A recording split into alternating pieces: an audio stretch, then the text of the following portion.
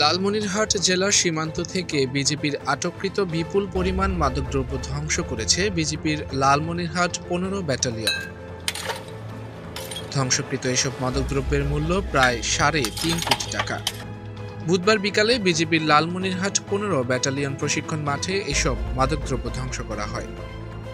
ধ্বংসকৃত মাদকদ্রব্যের মধ্যে ছিল বিভিন্ন প্রকার মদ, গাঁজা, ফেনসিডিল, ইয়াবা, হেরোইন, স্কাফ সিরাপ, টাপেন্টাডল ট্যাবলেট, কডিসেপ সিরাপ ও বিয়ার। এসব মাদকদ্রব্য বিজেপির লালমনিরহাট ১৫ ব্যাটালিয়ন, রংপুর ৫১ ব্যাটালিয়ন এবং তিস্তা ৬১ ব্যাটালিয়নের দায়িত্বপূর্ণ সীমান্ত হতে বিভিন্ন সময়ে মালিকবিহীনভাবে আটক করা হয়। আমরা সবাই জানি মাদক শুধু যে ব্যক্তিগত শত্রু তা নয়, এটা সমাজের শত্রু, দেশের শত্রু, এটা জাতির শত্রু।